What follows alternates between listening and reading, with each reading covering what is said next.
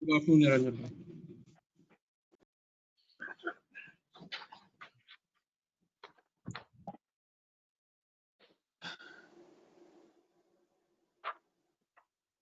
Should I start? Is it live? Taking some time. I think we are live. Sir, Yeah, I we think are we are live. live. Please go ahead, sir. Okay. Can we start? Yeah, Ravi, go ahead. Hello, everyone. I welcome all the panelists in today's webinar. Dr. Niranjan Hiranandani ji, President SOCM, Founder and Managing Director, Hiranandani Group of Companies. Mr. Ravi Ahuja, Co-Chairman, National Council on Real Estate, Housing, SOCM, and Head Commercial Business L&T Realty. Mr. Mike Holland, CEO, Embassy Office Park. Mr. Arvind Kumar, Global Vice President, Indirect Entity Global Sourcing INC. Mr.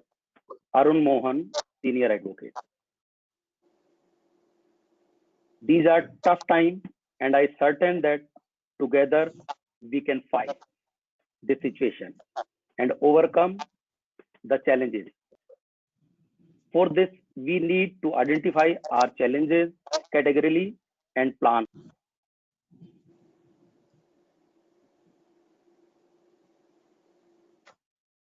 Talking about commercial real estate segment, it looked quite promising in 2018 and attracted almost 60% investment to the real estate sector and has shown growth till now. Post COVID-19, everything is flipped as demand is marginalized. Coronavirus outbreak has led a reduction of demand for sure. The sluggish business environment will put rental under pressure. So the biggest impact of this situation in renegotiation of rental rates or lease payment arrangements, which are already being evaluated by the occupiers and developers. Cost management mechanism will be in focus for all the occupiers. Therefore, the expansion plan will be put on hold. There will be people preferring work from home, and there will be ones looking for co-working spaces. Technology like artificial intelligence may compress demand for proper commercial office spaces, slow down in decision making, resulting in different funding for the sector. As far as the retail sector is concerned, there will be a dip in spending. New malls completion can be delayed.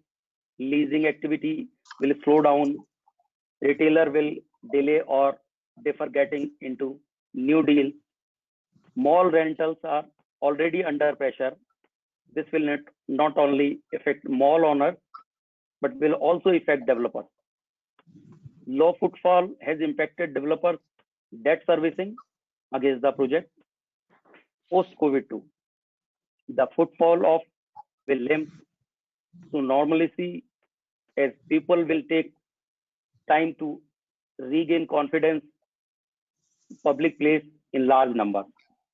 Despite all the challenging setbacks, the Indian commercial real estate segment is expected to bounce back in new avatar in next 18 to 24 months. Only if we are prepared to change the old norms and ready to adopt to new normals. For example, we need to focus on technology-enabled workspaces.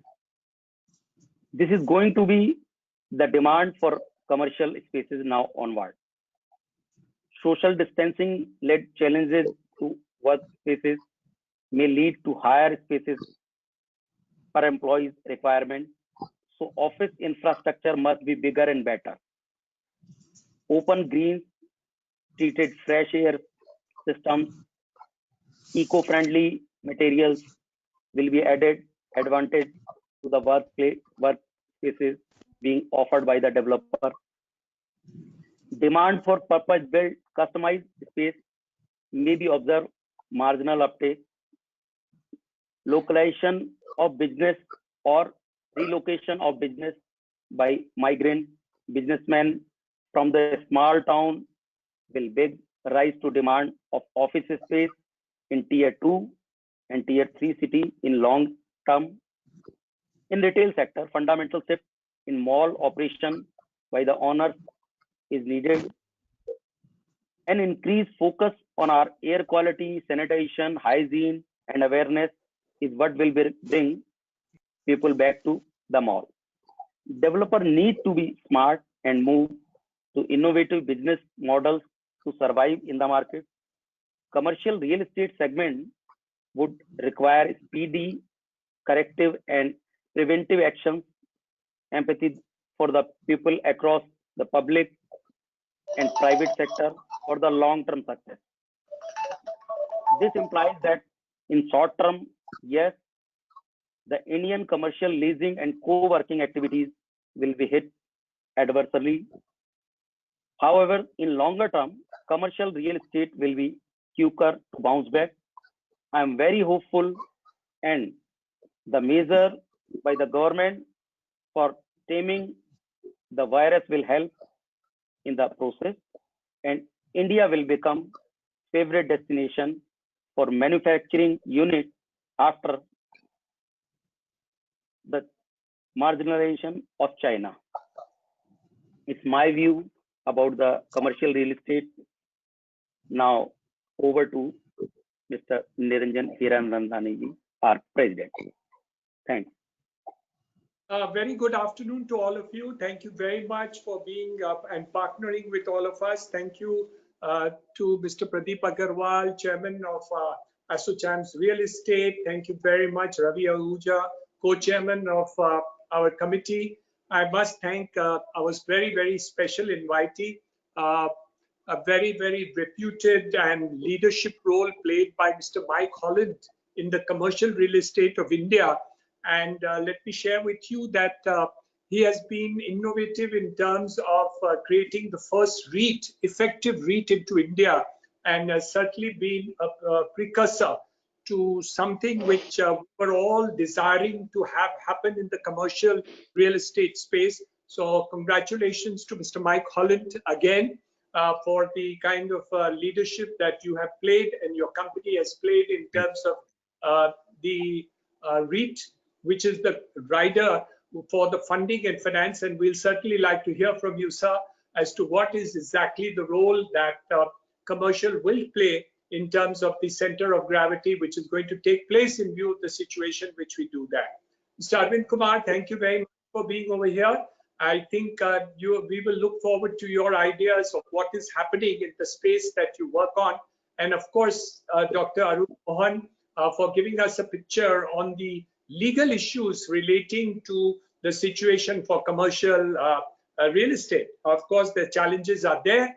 In the case of the retail space, it is a bigger challenge because many of the people have zero business in terms of the retail side. And of course, how this foreclosure of the saying that this pandemic is a good reason for actually asking for time for payment. So what is the issues really? I think we will definitely look to Dr. Arun Mohan to guide us and tell us as to what are the challenges in the field that we are really doing in terms.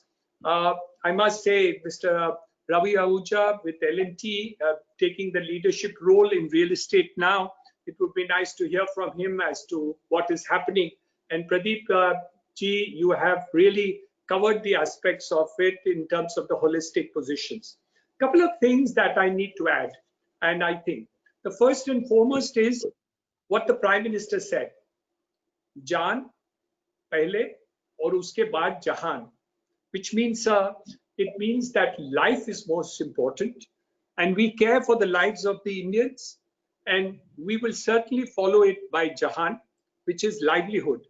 And Jahan is also the name of my grandson, So livelihood becomes very important to me because it is my grandson's name also. So we have to shift to Jahan very quickly if we have to understand that we are doing. The second part of it is, what is the lockdown achieved and what is the lockdown failed in?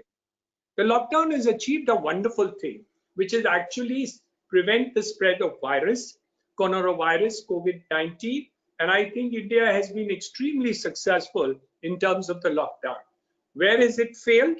It has failed, what I see in the TV, of the migrant workers having to walk 1,000 kilometers to go and walk back to the home. It's a shame on this country to be able to see migrant laborers work that way while my trains are lying in the yards and buses are there in the depots. So I think it's a shame which we will not be able to face the people of India, and it will remain in the term of posterity to say that I hope to God we will be forgiven for the act that we have not done, the neglect that we have done to the migrant laborers. The third most important thing is, how do we really bring back confidence into the economy? And I think that's going to be a fairly significant role that we will have to play. And that is important because if you expect that people who are, say, in America and want to invest into commercial space into India or give business to India, they're going to watch you very carefully. How soon are you going to bring back the economy into action? How quickly are you going to be able to recuperate from whatever has gone wrong? How quickly can we start and bring it back to normal? What is this new normal going to mean? Are we going to be able to see that the commercial spaces with safe distancing, which Pradeepji just mentioned about, is going to be operational? Will it be an opportunity which India will see, or is it going to be a downfall for India where other countries in the world will be able to take this leadership? I think, Mr. Mike Holland, you should point out to us as to what are the flags off that we need to do. And we would like to prepare a paper of representation to the government of India, the state governments, in order to see that the pitfalls, if any, from an international perspective are addressed in terms of this type of closure. As far as the government is concerned, in terms of the finance ministry, she has taken two positive roles in terms of it, in terms of saying that the time has been given to us in terms of the RERA regulations. I think it's a pittance. I think it's not enough, but I think anyway, it is something better than nothing. On the other hand, we do see a difference in terms of the RBI bringing about a complete clean role. And from a total vision perspective, I think the finance minister has done a fantabulous job actually to vision out what India as a country is going to do. And there are many, many, many positives in her statement in terms of the vision, which actually will take what the Prime Minister wants to be a $5 trillion economy. But the immediate steps are questionable. Not everybody agrees that the demand will be pushed up based on whatever action has been done. And there are questions from industry, questions from business, whether on the demand side of the economy, she could have done more. Of course, I have also questioned it, and I have said that we could have done more in terms of the demand side of the economy. But who's asked to see? She has also said one thing, that this is not the end of the road, and she does not want to fire all the bullets today, and she is keeping certain ammunition for the future. So maybe the future is the time when we will be able to take it there. So commercial real estate, as Pradeep ji has correctly said, is a great opportunity which is going to continue to grow. Safe distancing may mean two things. It may mean that people will have to take more commercial space because the safe distancing may become the new normal, or it could be work from home, which means that there will be less people. But I will really like to see how other people have to state about this. My view is different. My view is if the GDP of India grows, commercial real estate will definitely grow, irrespective of what the international people think or believe. So what we really need to do is to grow the future of India, and commercial real estate will also grow pari passu. We must also grow the ease of doing business in India so that the confidence of people will be more to India than any other country in the world. They talk about making this easy, but the last 42 companies which are planning to leave China, only 2 of them are looking to come into India on the manufacturing side. 23 of the 42 are planning to go to Vietnam. So that's not a very healthy sign at the initial stage. But I do see a lot of initiatives like the labor reforms done by the UP government and by the Madhya Pradesh government being unprecedented. It is fantastic, unbelievable, and I'm very happy that, we fully have at ASSOCHAM complimented the governments on doing such thing. And we are very, very hopeful that this precedent in terms of ease of doing business will definitely attract people to come to India. So we are on a positive story as far as India is concerned. The lockdown has worked. How we are going to do the withdrawal from the lockdown is a moot question. We are watching and seeing that this could be also equally fruitful. At this point of time, there are questions as to whether we are doing it sufficiently enough. But time will tell us what is there to be there. We in industry continue to advise the government on the role they need to play in order to bring us out of this quagmire of problems which we will face because of lack of labor, especially migrant labor, lack of liquidity, which the banks have too much liquidity in the banks. They have 8.5 lakh crores. That's a big amount of money, which is not actually coming to industry, but it is like backed with the Reserve Bank of India. So my friends, I think India has great hope. We've handled the first part of it efficiently. I am certain that with the leadership of the Prime Minister, the second part of it will be equally well handled. Some of the methods and steps are questionable by us, but I'm sure that the roadmap ultimately in the minds of leadership are going to be sufficient to bring us back into the country. Our leadership has huge amount of goals, an ambitious government that we have. I'm sure that this economy will come back to its honor. So I'm very happy to address all of you today. And I'm very happy that the team that we have here today to discuss this issue are sufficient.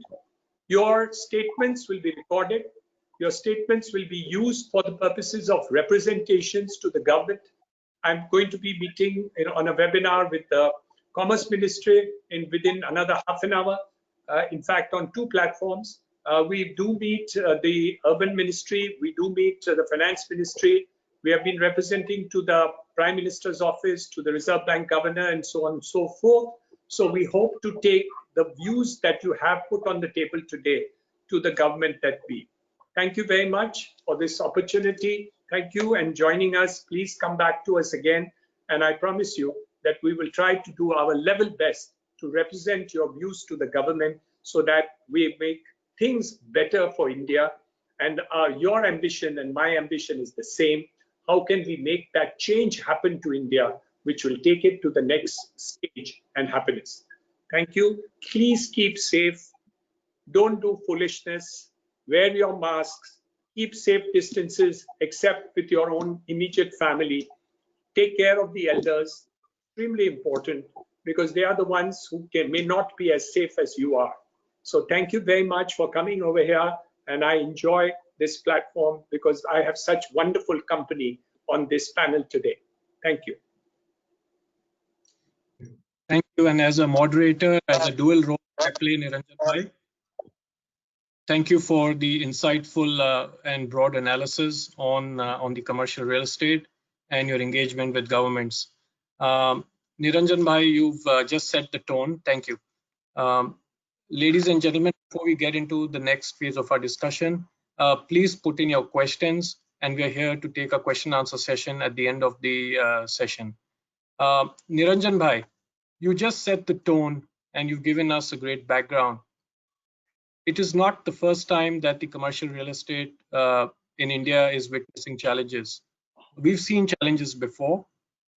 We've seen the pre-1991 challenging times where the Indian economy was in dire straits, and so was the real estate. We've seen the post-2000 and the dot-com bust. We've also seen post that the international global financial crisis and what that did to the commercial real estate industry. And now we're witnessing an all new pandemic in the voice of COVID-19 in 2020. And if you allow me, as I'd like to put my views and just try to understand how the global financial crisis in the past challenging environment of 2008 is different from the current 2020 COVID challenge. Essentially, three areas come to my mind. One, at that point in time, we did see an overheating of the economy. Valuations were crazy. Private equity was chasing. We were going to tier 3, 4 cities with developers going national. From that time till today in 2020, the crisis is a little different. We already started seeing slowdown in residential, but commercial witnessed robustness. However, the commercial pricing were not as crazy as the valuations of 2008. They were quite steady and performing well and were giving decent returns to investors, and the corporates were happy. I remember Bandra Kurla complex saw rentals in 2008 go as high as 450, and some of them also closed at 550 rupees a square foot a month. And some of them went to 600, 800 one-off deals in Worli at CJ House. The second point of difference is at that time, 2008, we saw institutional ownership at a very nascent stage. From then to now, it's been a long way, and we're currently seeing very mature institutional ownership in commercial real estate. So much so that, as you rightly said, Niranjan Bhai, the first REIT, and we have Mike Holland here with us, who will take us through the journey and his experience, is already a reality in India. That sets the tone for a huge capital market scene in the commercial real estate space. And finally, third, in 2008 was witnessed with character of speculation. It was a seller's market, which is no longer the case in 2020. We already had seen a lot of crisis in the overall real estate sector with GST, RERA, DeMon, etc. The commercial real estate was in a way carved out, thankfully, to the India services sector doing very well from US organizations, which have huge take up in the commercial realty. So in that sense, these three things really differentiate between the challenging times we were and we are in. Where are we now? The pre and post COVID times, clearly we're looking at net absorption. Last calendar, 2019 calendar year, we saw almost 47 million square feet of net absorption. We currently, that was one of the peak net absorptions India has seen in the top 8 cities. The vacancy levels were as low as 5% across geographies. Rentals had already started moving up and were high and steady. All this and more. And what is the prediction now with the lockdown? And sir, with the economy in a lockdown situation, things are not looking good. We are looking at 2 quarters down.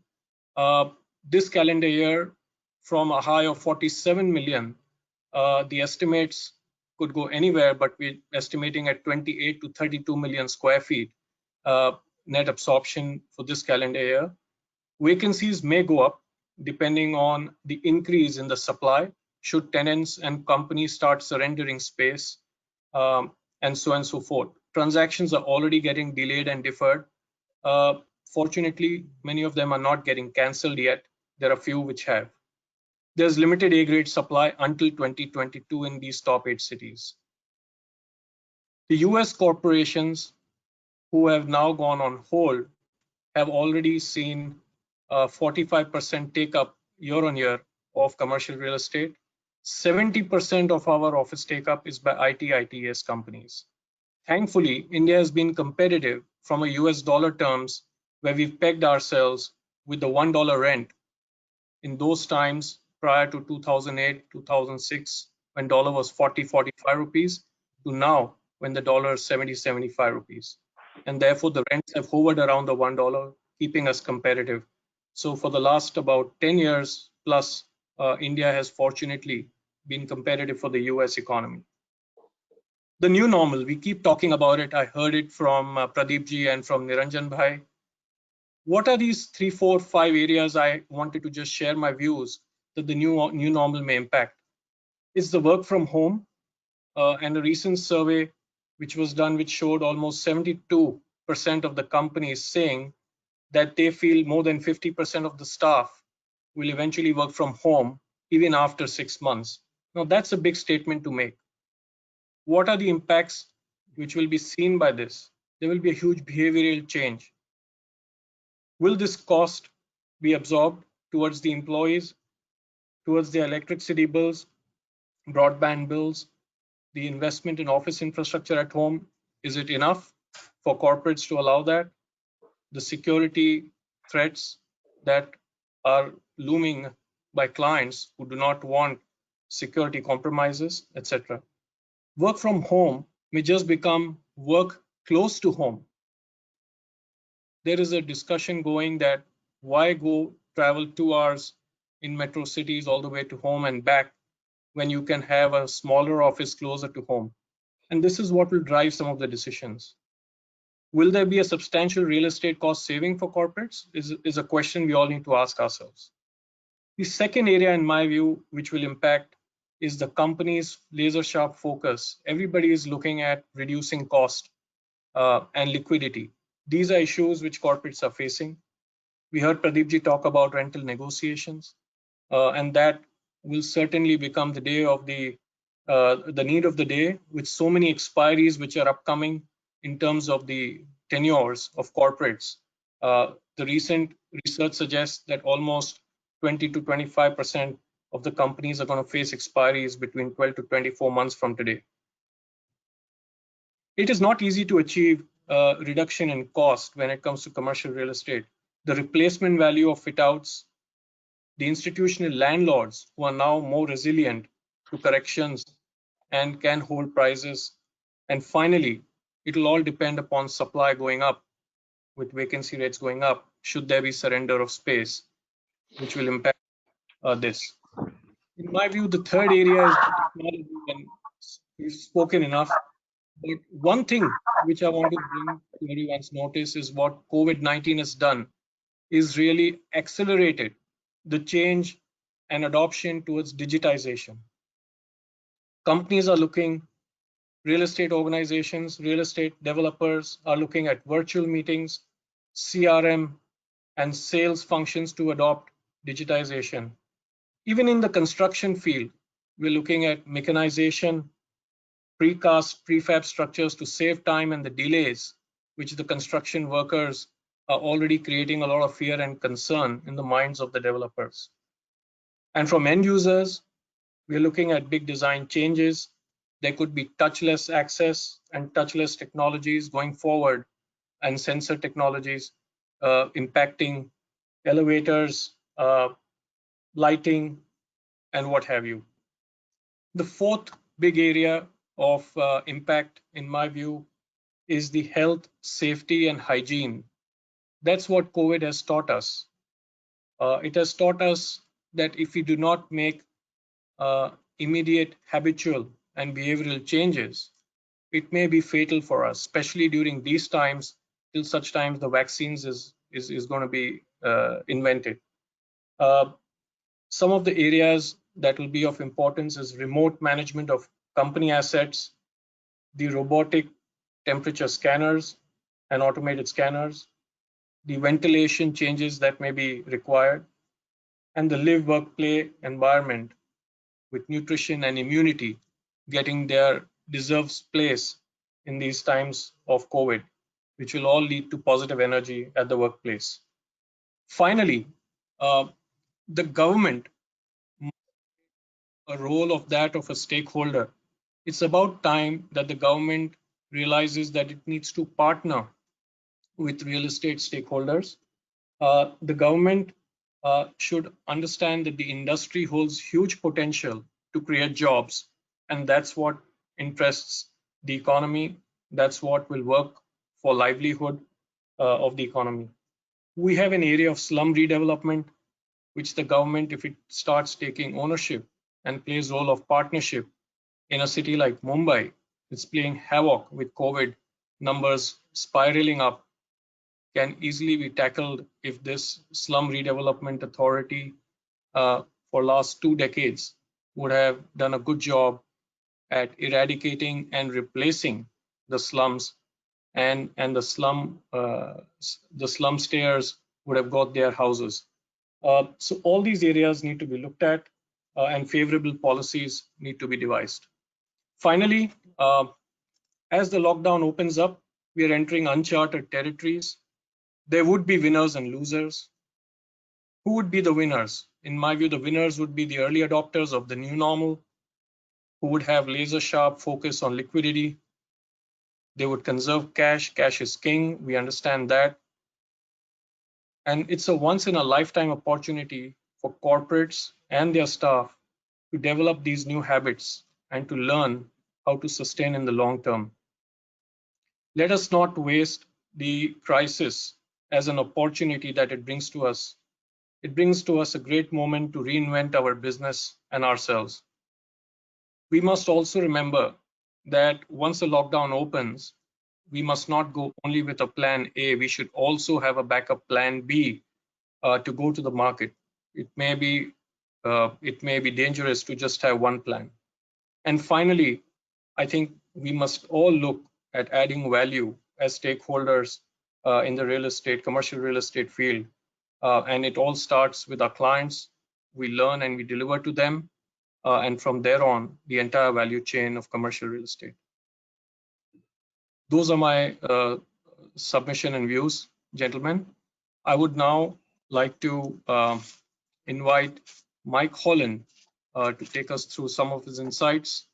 Let me have a quick introduction while Niranjan Bhai gave a very good introduction to Mike. Mike is the CEO of Embassy Office Parks, and it is India's first and only listed REIT, sponsored by Embassy Group and Blackstone. And the valuation, the market capitalization of that today stands at $3 billion US dollars. Now that's huge.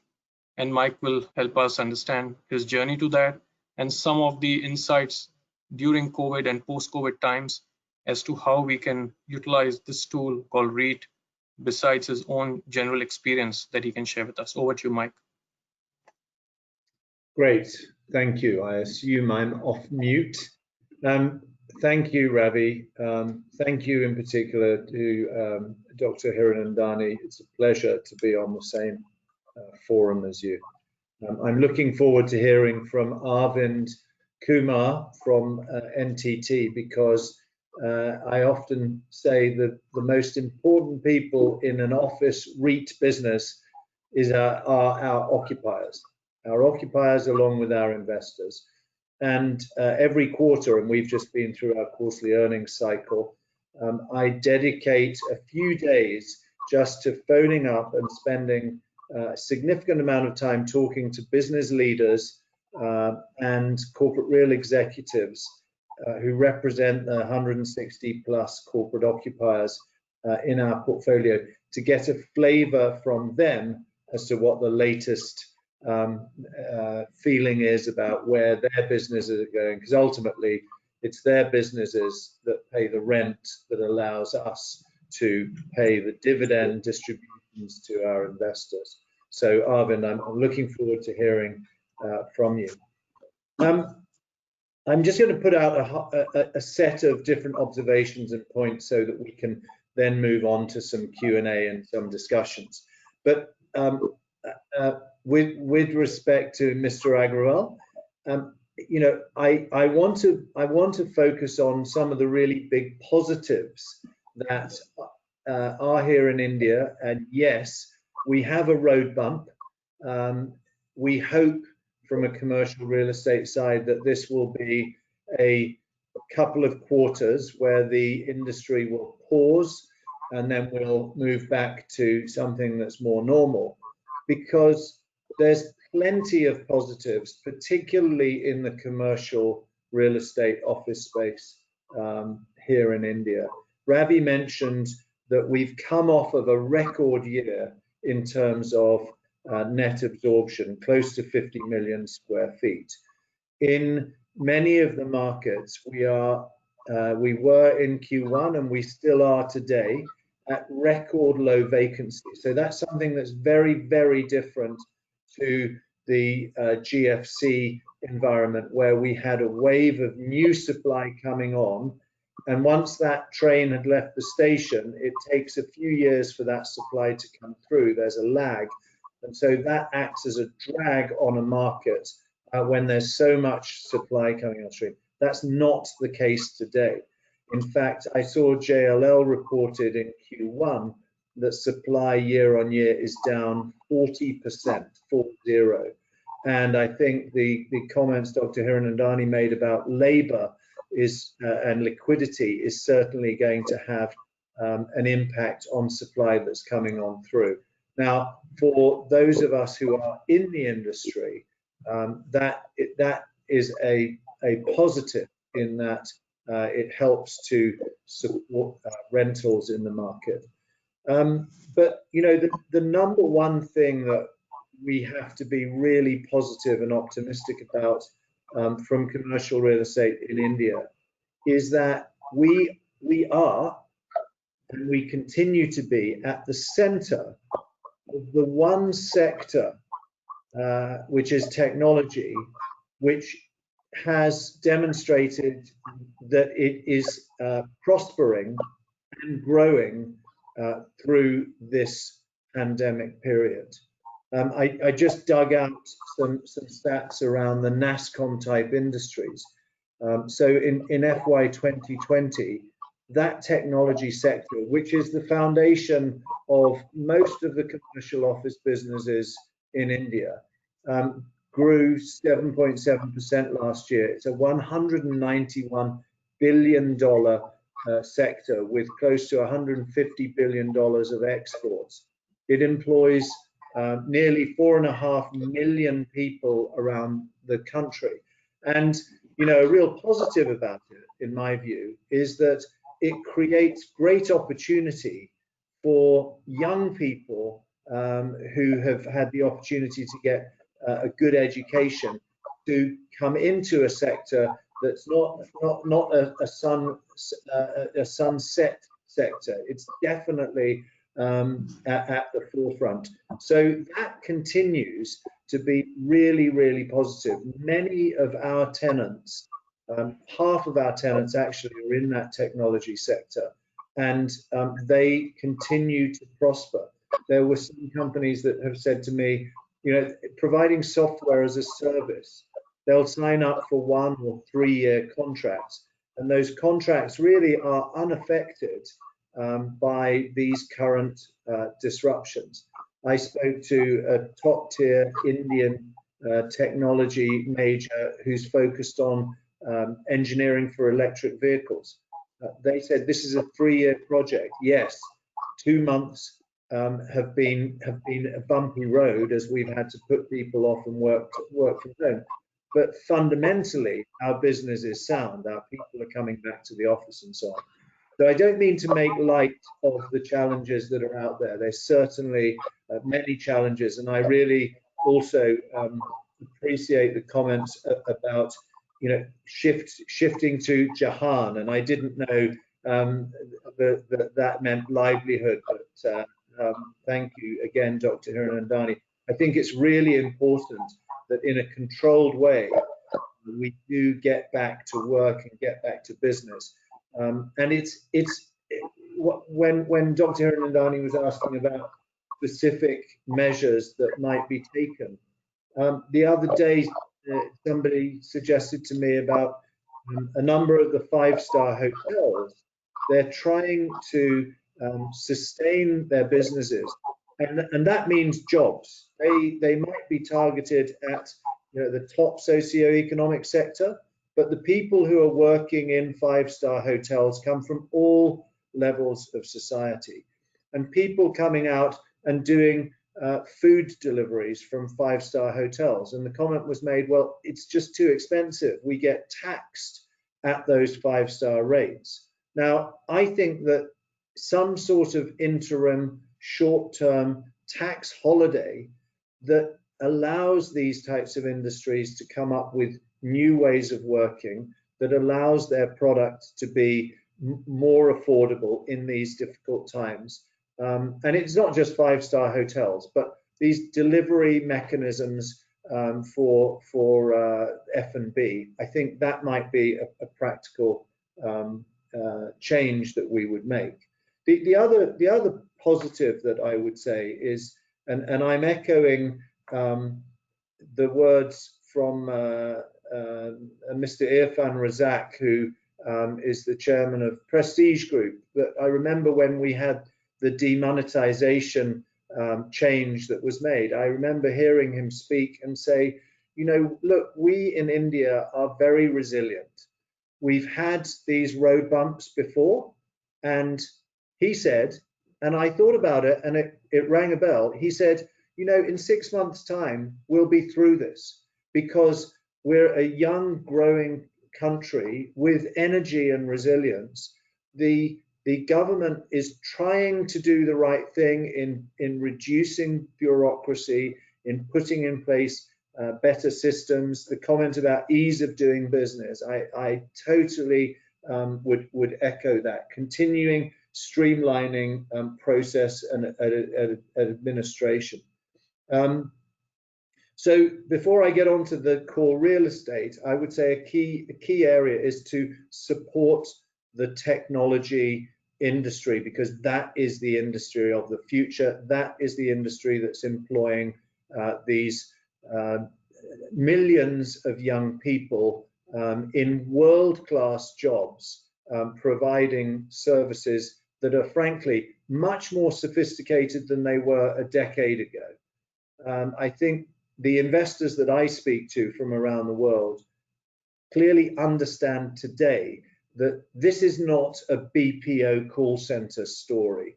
This is a story about automotive companies that are designing the software and entertainment systems for top-class German vehicles all over the world. You know, these are the people who are running e-commerce for the US retail industry. This is where cloud and data and digital for the world is being transformed. So the more that central government can support our customer base, I believe the more that we can prosper. So three changes that I'll just talk through. So demand, supply, and product. Demand, we spoke about, we're coming off record demand. Our belief is that for a couple of quarters, this quarter and the next quarter, occupiers will pause because they've got the challenge of running their existing businesses, particularly the remote work from home side of things. As they get through that period, they will look back, strategize. Is our old strategy going to work for the future? What do we need to modify?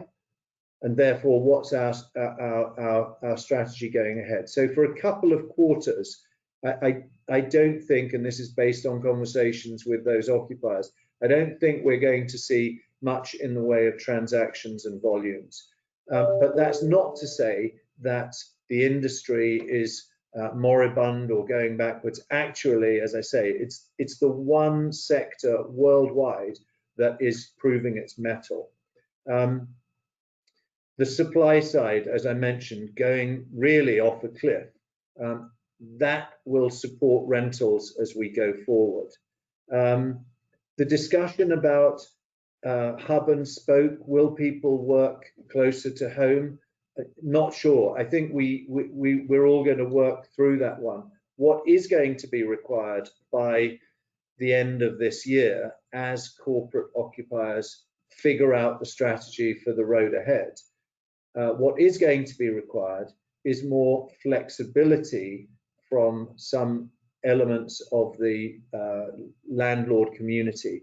And so while I do think that co-working will be under pressure because primarily of the densification side of things, one, and two, the short-term license or lease covenants with relatively small scale players, those two things are pressure. but on the other hand, the potential to offer some level of flexibility as we come out of this decision-making hiatus may well work in the favor of the co-working players. The other major issue which has been mentioned, and I think we've formed our view about where we're going on the spectrum, that is at one end of the spectrum, de-densification, and at the other end of the spectrum, the work from home conversation, particularly stimulated by the report from TCS at their earning of their 25-25 program. And I just want to clarify on that. My read of that was not that they were saying, as was reported in many newspapers, that 75% of their employees would work from home. It's not saying that.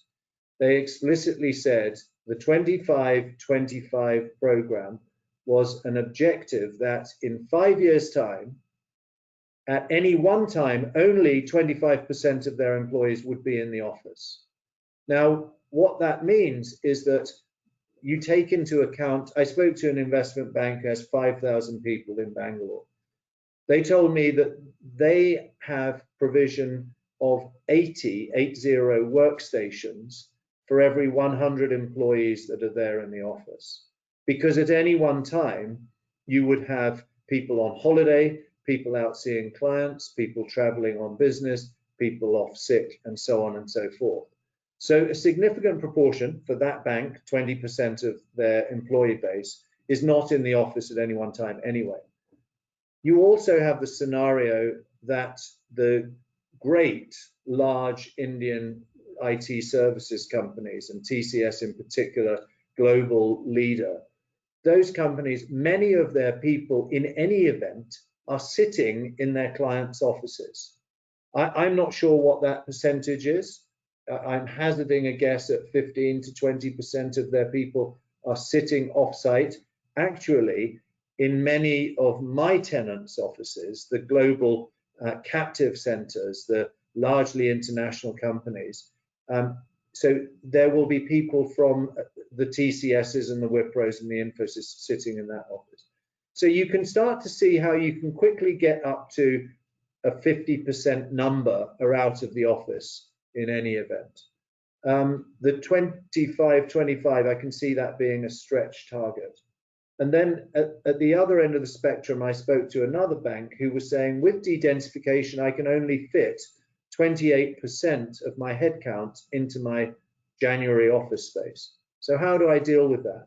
And so you end up in a scenario that maybe when that pause comes off in December, you could hypothesize there'll be a surge in demand. And at the other end, you could say of that spectrum, but I've got that flexible working. We think it will end up being a hybrid. You know, the conversations I've had, people have spoken about substandard digital infrastructure at home and attendant productivity problems, but that can be fixed. You can pay to fix that and get good broadband at home. Suboptimal physical infrastructure. So the whole actually beautiful thing about Indian families, often you'll have 3 generations living in the same apartment, living in the same place. But from a work perspective, that's not necessarily optimal. Many people pointed out to me the demographic of many of the people working in our type of office parks is often a young 20-something, often single or newly married, living in rented accommodation. A lot of young guys, particularly, living in PG accommodation. And more than one occupier spoke to me about their concern at their duty of care to having young men working on the edge of their bed with a laptop for 2 months, and what was the responsibility of the company towards those individuals who were staying at places where they didn't have cooking facilities, where they didn't have any access to gyms and sports and so on. But most importantly, the thing that has clearly come through is the issue about professional learning, and that is done through the office community, mentoring, that one is really talking about a young demographic of people who are, and again, another super thing about working in Asia and India for me in the last 25 years is Mike, to I'm see. going. May I be excused? I've got Mr. Piyush Goyal in 5 minutes, so I have to Sure. drop. So, but we are recording your talk, and I'm certainly going to do it. And I'm going to look forward, Pradeep ji, if you can collect all the points and then prepare it so that we can submit it to the powers that be, so that we can take it forward. Please excuse me, Mike, because this was not Thank you, anticipated. sir. Sorry, Mr. Arvind and the others. I will certainly hear the recording which has been done. Thank you very much, and goodbye. Thank you, sir. But so just to wrap up on that, what I was going to say is young people in Asia have a hunger and thirst for learning that is exceptional and, frankly, in my view, very different from Western Europe and North America. I've seen the way that young people want to go to their office, not just to execute on tasks, but actually to learn and to build their career. So whether it be that the company wants to put the company culture on the individual, whether it be that a young person, as we all were, needed to learn the discipline of work and the discipline of how you get ahead in your career, learn from each other, network at a career level, and also simply live, have a friendship. That's why one of the business leaders said to me, for many of his people, the office is their home. That was how he described it. So my conclusion around the work from home and the de-densification, I think they will both live together. I think it'll be a bit of both. There will definitely be a higher focus on health, safety, and environment for corporate occupiers and their people, and that's a good thing.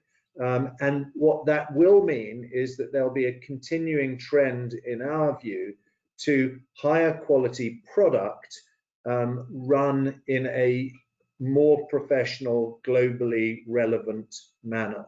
So I'll wrap up to leave some time for others and Q&A, but I don't see it as all doom and gloom. Definitely there's a pause, but we, the commercial office industry in India, caters to the core of the most successful sector that's working in the world today. That's technology. So we should feel positive about that. Ravi, I'll stop. Yes, thank you, Mike, for the insightful discussion, and hopefully we'll hear from you on the question answers as well.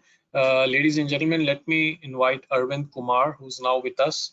Arvind, thank you firstly for making time. I know you are in the US and it's 5 a.m. over there. Thank you for being with us.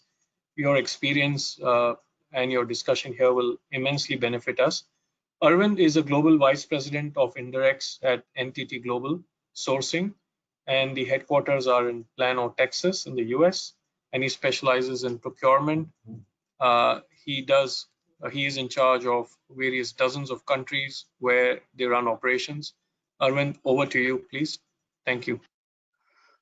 Thanks a lot, and good morning, everybody from the US. Right, I've had a pleasure of working with many of you over the past so many years, because I moved to India in 2012 from the US, and I had a lot of opportunity to engage in the real estate space, working with Ravi, Mike, and Dr. Hiranandani himself in his properties.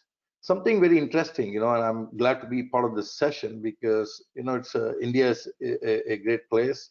Always love to be there. I'm from there. And over the years, I feel India has become a great market, for technology and other related services. But as you can all imagine, in the new normal, right, tenants are having a lot of debates, and a lot of us are under intense pressure. One of the things to remember, as Mike was talking about, India has amazing potential, great talent, and it's not about the old BPO days, right? Those are gone. This is about the talent worker. It has to do with varying areas of technology, skills, financials, non-financial areas, all sectors that we manage on an India basis and a global basis. One important aspect coming out of this COVID scenario is that it is taking a toll on businesses. I'm sure all of you can understand that India is on sometimes the receiving end of what is happening in the rest of the world, right? If I, as a service provider, as NTT group of companies, and we occupy substantial space in India with many of our divisions across tier 1 cities, like anybody else, is we are impacted and we move work to India based on what we need to do in the business and what we offer to customers. Today, when some of our customers are taking an impact in their sector, it has a direct impact on what we can do and cannot do in the country, number one.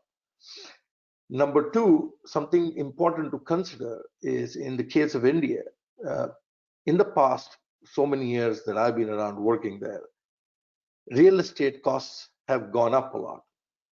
I'm sure all of you understand the land value, the appreciation values, and just the overall cost of construction and cost of managing has gone up drastically. And depending on which part of India you are in and which state and which location within the city, everything had a big variance. And I have seen, working with Ravi in some deals where we were in Mumbai and Navi Mumbai looking at deals, trying to manage and cost optimize then. And part of that resulted in two things, right? We tried to find the best partner in the developer space, tried to find the best cost per square feet, and in the end, we ended up densifying the space to maximize the opportunity to staff people, because the cost of doing business on the real estate side was intensely higher, and it kept growing higher and higher. Now we accommodated it. One of the things I think people have to consider now, given where business is, especially if I take India as a reference. In the past, Mike, to your point, a lot of things you mentioned are absolutely correct. The PG accommodation, the lack of home infrastructure, the 3 generations of family living, right? We were not used to it. And something important for everybody to know, the work was a place to let go of some of those things. Right? People came to work for good mental balance. People came to work because there's a social environment. You have a network outside of family, outside of friends to come work, learn, and enjoy life a bit, and then go back. So there was a pressure release system. Certainly, if I take India for an example, today some of those are impacted, right? And people, as you, Mike, absolutely are correct. In the PG world, you're living in an 8x8 or 8x10 area.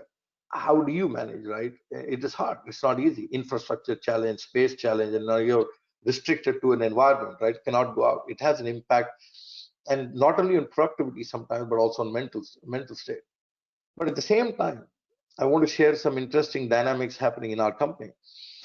As you all imagine, over the years, when we went into these nice campuses and big facilities, we created this right space and medium for people to work and bring in a combination of technology and capabilities to merge together. So when in those days, we tried to talk about sometimes having a hybrid worker, I would say not remote, but certain definition of worker that can work sometimes at home, sometimes within the office, outside of certain roles like sales and others that are possible to be remote, right? It's not a problem. There were always challenges where people pushed back at the employee level or employer level in the teams, where they said it's not possible for so many reasons, we can never do that.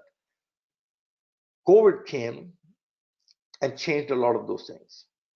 Today, interestingly, I would share with all of you that productivity in many of the cases is higher than ever before.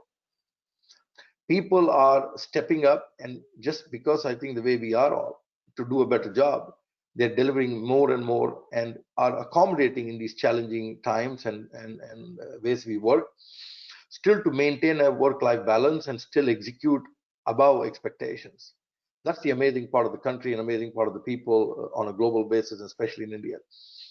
So having said that, and on one hand, we have business pressure from clients we support, there is a new normal coming up, which is going to be what I call the transformation of the workplace.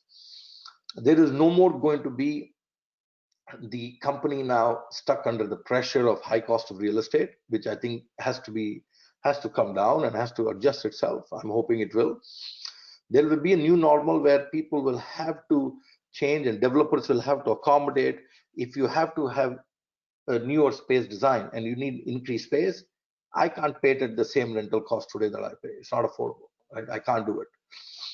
Third, there will be a new normal where we will move more to a home-based working, and I would say it's a flexible workplace because the ability to leverage technology with people's ability to work, and today the tools that we have tested and tried in the last 3-4 months from a BCP DRP perspective has really excelled and has allowed us to see and demonstrate that that is possible, which also means something important for all of you know from the Western world where business generates clients that we support, and in turn we sit in your space working and supporting, are changing their approaches, are having new demands, are okay with a remote working model, right?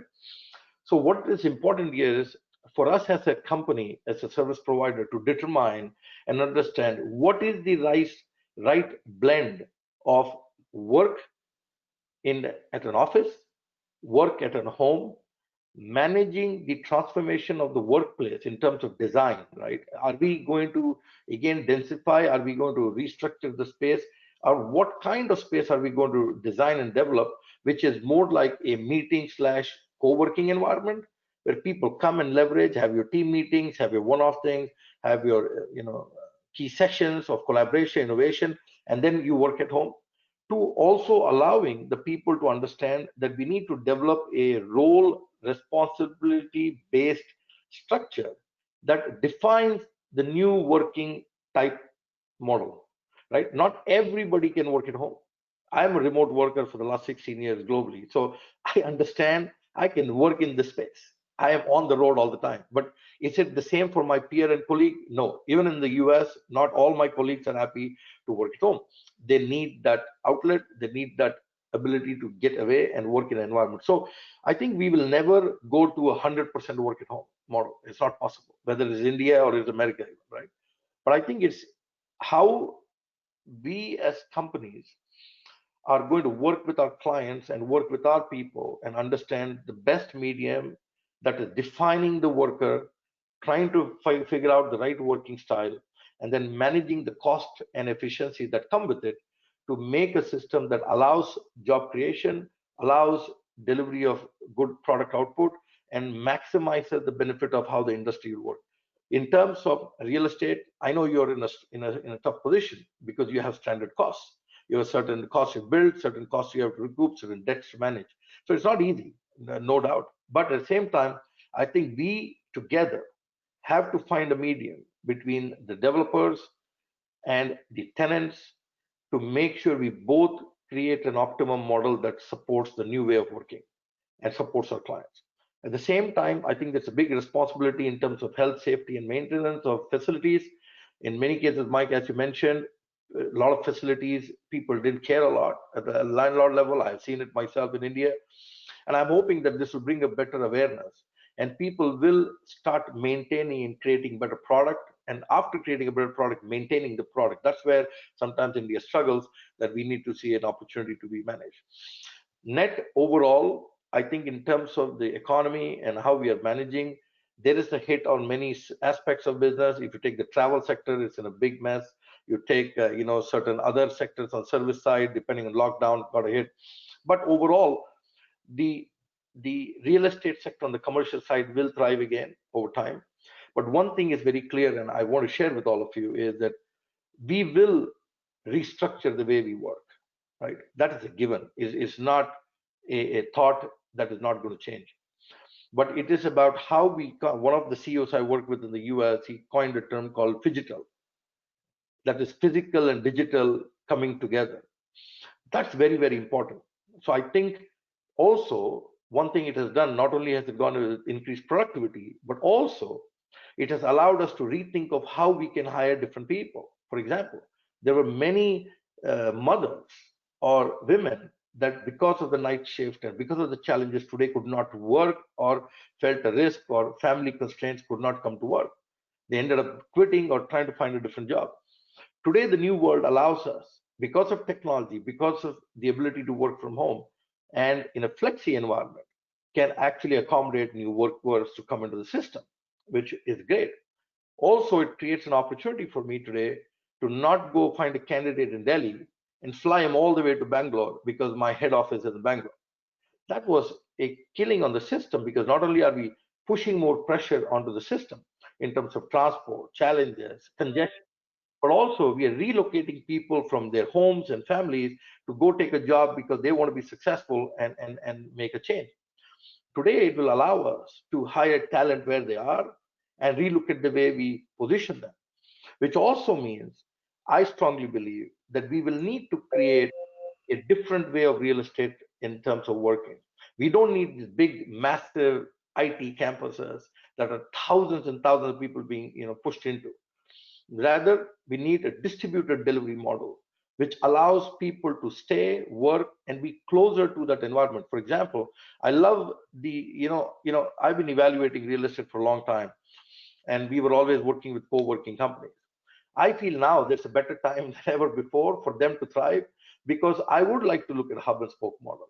Why do I need to send somebody 3 hours away one way when I could create a distributed delivery model of offices as needed, especially if we are going to be in a flexible workspace? I don't need everybody to come to an office every day. I need that outlet. I need that opportunity to collaborate, work together, or have a team get together for a day or two. And that's all the space I need. Therefore, do I really need to push everybody into one domain and try to force them to work there and again bring them back into another level? So net, like I said, it is going to be a challenge. It is going to be a change. And what's exciting for me is that we will truly find a medium to work with each other because we cannot do away with offices, right? I think that's unrealistic. But same time, we were not going to reinvest in that same scale and size with the current situation and the new future way of working, which has challenged everybody. And now people have adopted to it to manage. I think it's in India, it's a different challenge. In America, it's a different challenge. But overall, I think for me is how do we work together, make sure that we all participate, make sure we all accommodate, and through these tough times, make it viable for us so that we can trust our developer partners, make sure you're supporting us to our challenges, because in the end, if I don't have business and I shut down, there is no use for you. You're going to struggle worse than I am, right? Because you have stranded costs for many, many years to come. So it is a collaboration economy with all of us.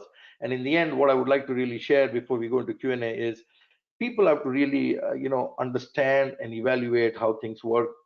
But there is one thing very clear here, right? That the way person worked yesterday is not the way they will work tomorrow. We will need to understand and address the cost impacts of business because we're all facing it and see what that means. We need to ensure that safety, well-being, and managing our campuses with our asset management partners in the business, the IPCs, with the landlords are really kept up to par and are invested in. And overall, create an environment that allows us to both balance our cost to value that we bring to our employees, and in the end, ensure that we are both viable and sustainable in the long run and continue to provide jobs and opportunities and make India a great country it is and bring more value to what we are doing.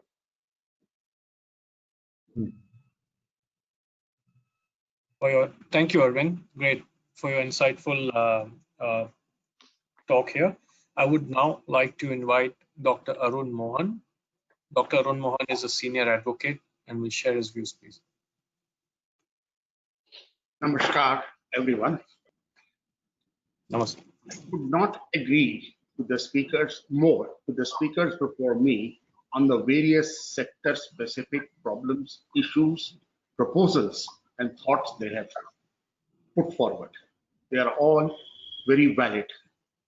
Only one part I would like to add on that, and that is when it comes to commercial real estate, today, let us not look to the high end.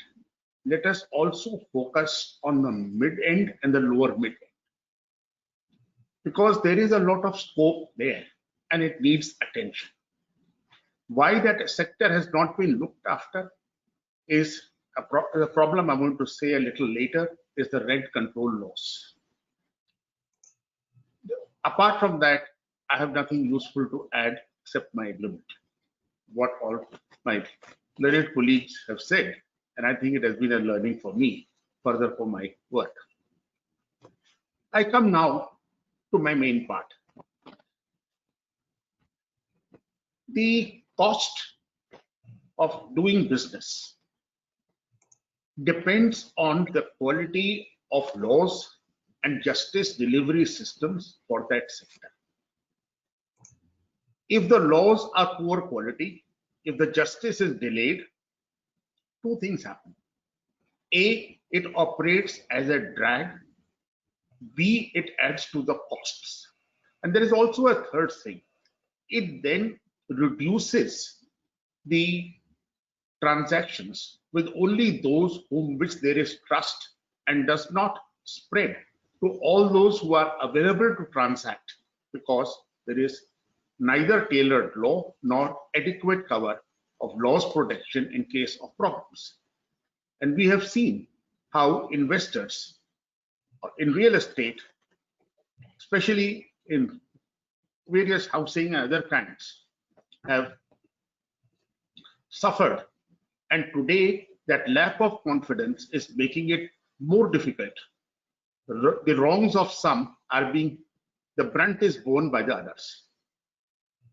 One more thing I would like to add here.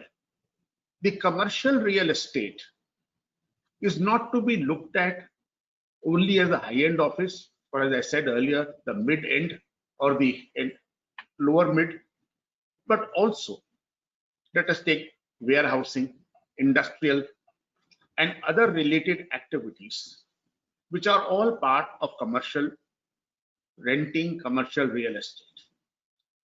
Finally, the lesson is one: unless the tenant is going to make a utility in terms of rupees or in terms of dollars, if it's a foreign company, from what the rent is being paid, you will not pay that rent. And if that rent is not paid, then there is vacancy, the whole market is affected. And it also affects the market in ways more than one, as direct, indirect, and induced effect. But where stands the quality of our laws and court delays? I've been working on this aspect for quite some time, and I feel that it is like, I'll take the analogy here, which I often mention. All of us drive a vehicle, and our vehicles give us something around 6, depending on the size, say 10 to 12 or 14 kilometers to a liter. Because the engines, the design, everything is efficient. I would request the participants to consider that if laws were tailored to the needs of today, and when I say today, I refer to 25th March, when we entered into the lockdown, how short they were of the requirement. And now, as my learned colleagues have said here, after the corona, things are going to change drastically. And it is that vision for that change which has to be recognized today, and not simply wait for reactive later and say, yes, this is going to change and these are the laws we need. In 1882, Transfer of Property Act is no longer fit for today. The Contract Act of 1872 needs a change.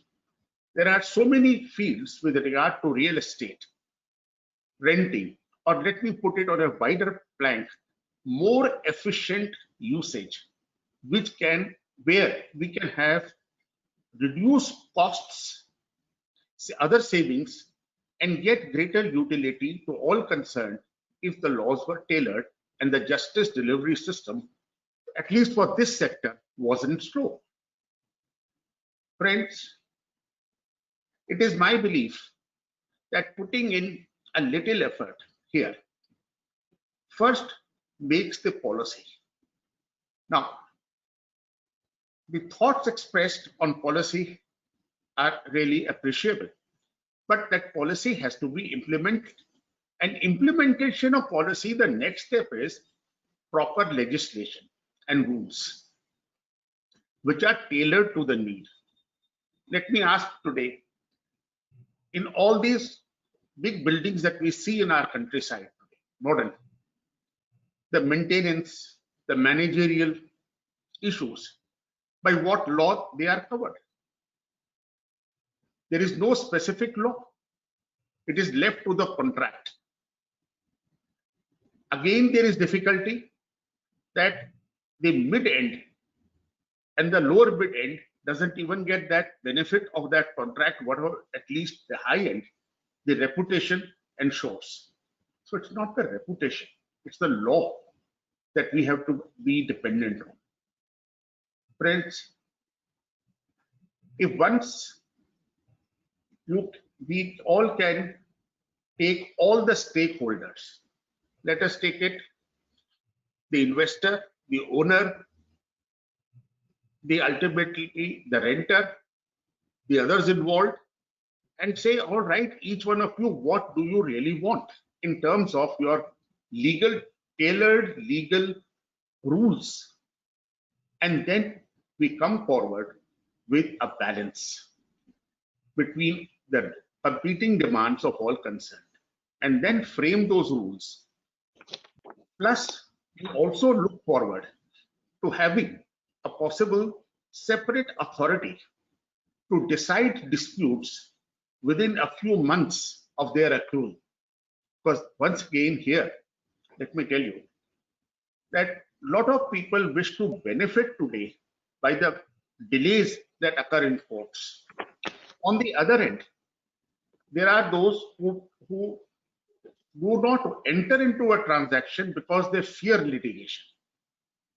Either way, it is harmful to the economy as a whole and to this sector in particular. But it is collection of thoughts which will be the first step. Only thereafter, the second of tailored rules and systems to decide disputes would really arise. What those laws would be. Now, today, there are available plenty of material on what those laws could be. But then again, they are not necessarily India specific. The law has to look to the local conditions, the local psychology, the people here, and then take the situation, the general prevailing circumstances, and tailor itself accordingly. It is there if we all are able to put in a little effort and also move in this direction, I'm sure we can cut down on the costs, and with cut down costs, increased confidence in the developer or the owner, and facilitating the renting transaction, because more and more rentals will now be subject matter of commercial property, not ownership as it was in the past. We would be able to give a big support to the sector. This is what I wish to say with regard to the lawmaking and the rules for real estate. COVID-19 has given us an opportunity. It has been started with labor, but let us also start on this. Thank you.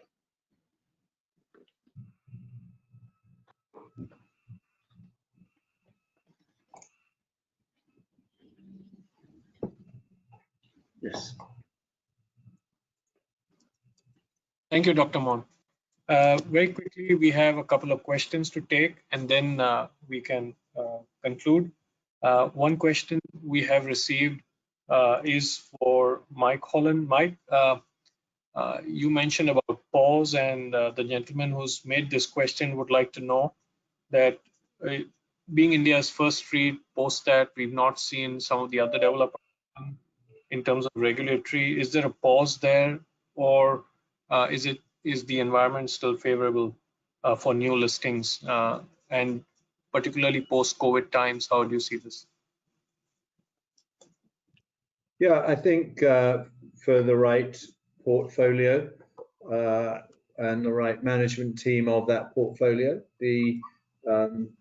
there is uncertainty, but that uncertainty will pass. It's just a question of how long. Is it 1 quarter, 3 quarters? Who knows? If the product is good, if the covenant behind it, which means the occupiers who are in that portfolio and the management team is proven, then I think, yes, there is room for more REITs, and we hope that more will emerge, and that a deeper and broader REIT industry does come along, not just for offices, although I think offices is the most predictable side of it, but we already have, as a component of a trust listed in Singapore, there is an office and industrial trust similar to a REIT, Ascendus India Trust.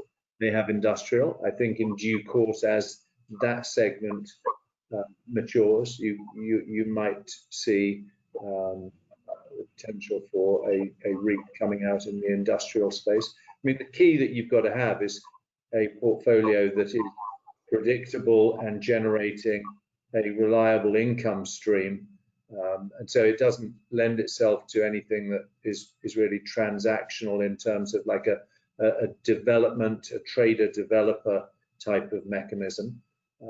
But yes, there is more room, and we would welcome more such REITs coming through. Thank you, Mike. We have a question for Dr. Mohan by Avni Shah. She would like to understand, particularly in the office segment, this session is about mostly office segment. We have a separate retail and industrial coming up shortly, about the force majeure and the rental payments that you spoke about, and how does the law behave should a tenant request for deferment or waiver? Well, these things have started only now, virtually for the first time. Earlier, it was rising. So it was the tenant holding back on the lower rent. Now the tenant is rightly unable to afford the agreed rent. Is the audio going on? Yes. The tenant is unable to afford the agreed rent. So it becomes a difficult situation. Now there are two parts. A, the terms of the lease agreement, which is there. B, I am expecting some kind of legislation to strike a balance between the two sides. To simply say not pay anything is as wrong would be when the place is locked in to say pay everything.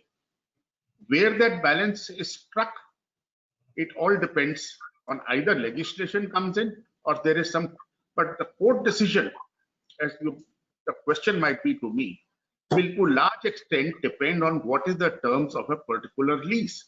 But as I know from my experience, that when these leases are drafted, the necessary attention to these clauses is not always paid. They're copied from some earlier draft and cut and paste. And that is what might create trouble with some cases. Please. Sure. Thank you. We have a question for Arvind. Arvind, Mr. S.K. Roy has asked a question as to what you feel as an end user of office space is the future of commercial real estate in tier 2 locations with occupiers beyond the metros. Great, thanks, Ravi. For me, I think it's a great potential because I really believe that the current way of working, and especially in the technology world, it's now crossing borders, which means it is not pushing anymore my mandate to go bring and hire the the closest level talent possible in that city or within the tier 1 cities. I truly believe this model and segment will open up to, like Dr. Arun is saying, will open up to other stratas of the business, will open up to other cities. And because there is talent everywhere in India, again, I truly believe it should not be that we should migrate people everywhere possible to and bring them to one core group in the country, right, and one core city. So there's a great potential, but the key is if we have to create infrastructure in tier 2 cities, let's make sure that we do keep in touch with what the new expectations will be and do build a good product. Let's not create average products and push real estate that makes no sense and that doesn't tie up. And one of the challenges in India, as I've seen over the years, is people like Embassy Group, Prestige Group have done a great job. Hiran Andani sir himself, But there are many developers who lack sometimes the knowledge and the insight into how to build a good facility and how to cater to the right levels of it. We're always trying to maximize the cost of opportunity as a developer, and that's something that needs to change for us to really leverage tier 2 cities and maximize this opportunity in the future.